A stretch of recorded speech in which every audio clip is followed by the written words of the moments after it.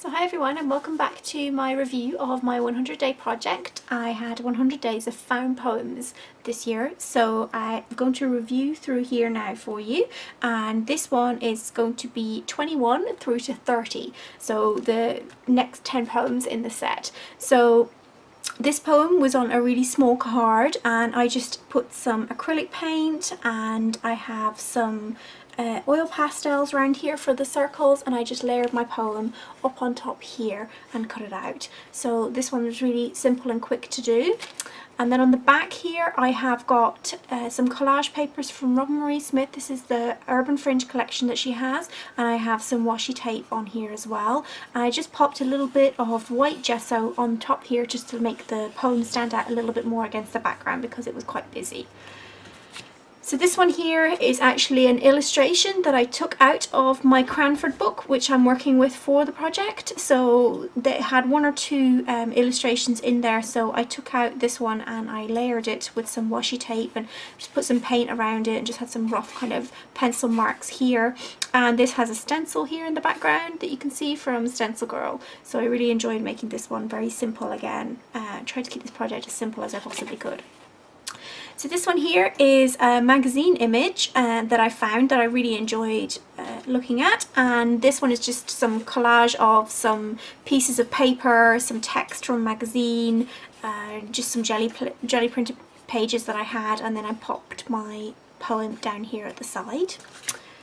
So this one here is got a stencil from Stencil Girl, and this is Roxanne Coble stencil, and it has gorgeous skull here on there. I am very fond of skulls and I use them a lot in my work. So I have my poem just down here at the side. On the other side I have a picture of Frida Kahlo, and I think I got this one from a Flow magazine. I think they had an article on her, so I just took out all the pictures that they had. This has just some washi tape in the background, some scraps of paper here, and I had stuck on an old rub-on.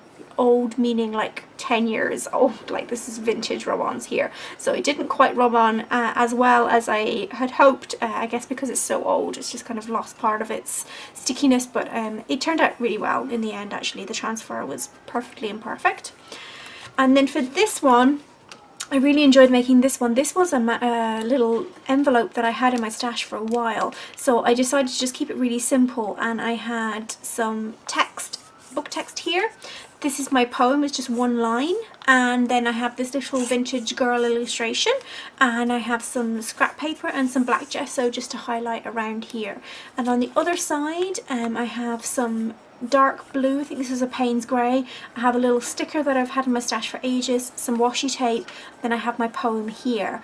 And then tucked away inside, just to give it a bit more of an interesting element, I have a tag, and I have a blackout poem on this side of the tag, and on the other side I just stuck some paper that I had, some jelly printed paper, and put my poem over the top of it, and I added a little bit of sari ribbon onto the top of that.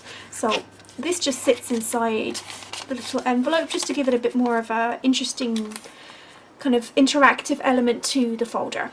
So that's all of the poems that I'm sharing with you for today. So thank you so much. You can go to my blog and you will be able to see all of the poems together in photos. And you can also link to the gallery, which will show you all of the images. Thanks so much for watching. See you next time.